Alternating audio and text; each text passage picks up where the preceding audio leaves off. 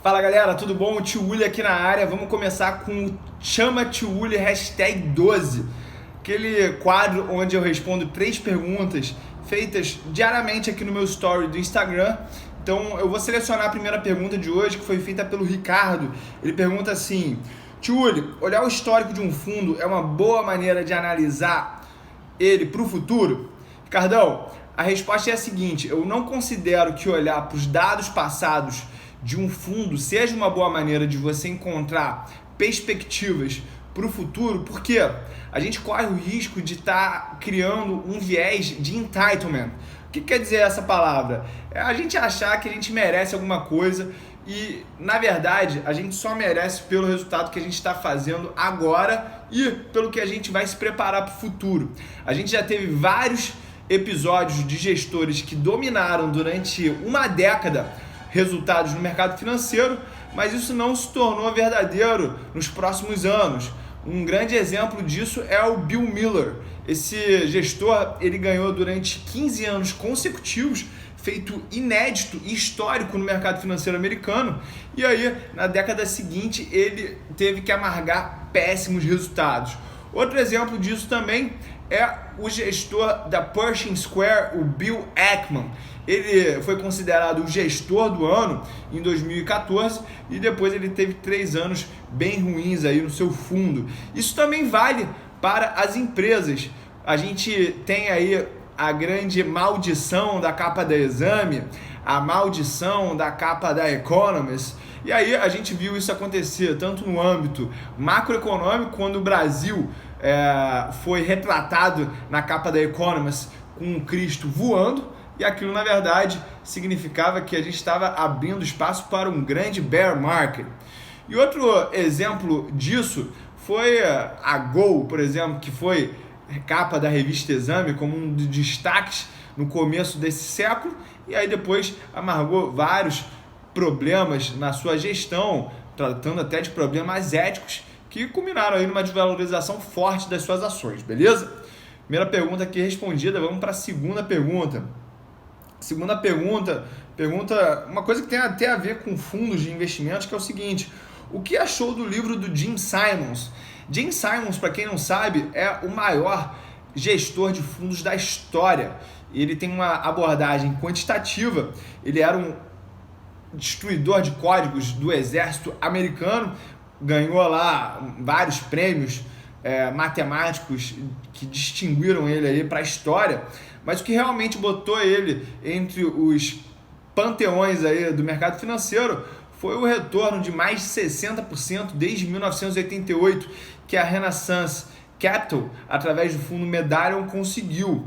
Esses gestores, eles têm uma abordagem que é basicamente o seguinte: eles pegam várias distorções de curto prazo, entre 2 e 3 dias úteis, e através de probabilidades estatísticas com modelos de econometria, eles chegam a algum tipo de previsão, mas que também não tem uma alta taxa de acerto, que dá aí um edge para eles nesse jogo aí quantitativo, né?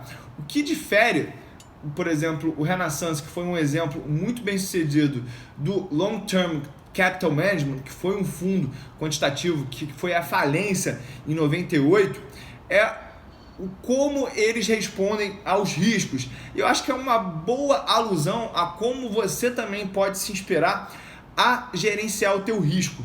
Conforme a volatilidade ia aumentando, o Renaissance ia diminuindo a exposição dele aos movimentos do mercado, diferentemente do Long Term Capital Management, que é aquele fundo, conforme as posições não iam se mostrando verdadeiras, eles iam dobrando as posições, aumentando a exposição, e teve uma hora que as perdas se acumularam e eles acabaram com uma alavancagem maluca de mais de 40 vezes o seu patrimônio. Tudo isso porque eles fazem operações onde eles compram uma ponta, vendem outra e ganham, na verdade, o spread dessas operações, que são chamadas de long and short. É bom também você ter noção que esse tipo de estratégia ela é muito sensível a custo e ela também não tem correlações diretas com o movimento das médias amplas, como o Ibovespa e o S&P 500, tá?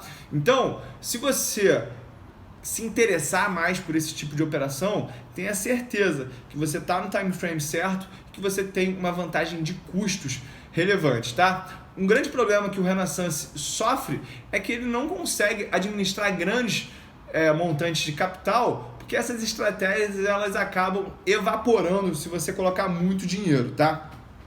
O que corrobora, de certa forma, com o fato do mercado ser eficiente na margem. O que eu achei do livro? O livro conta uma história muito boa, mas o que me tocou mesmo foi a história pessoal do Jim Simons aí, que perdeu 2 filhos.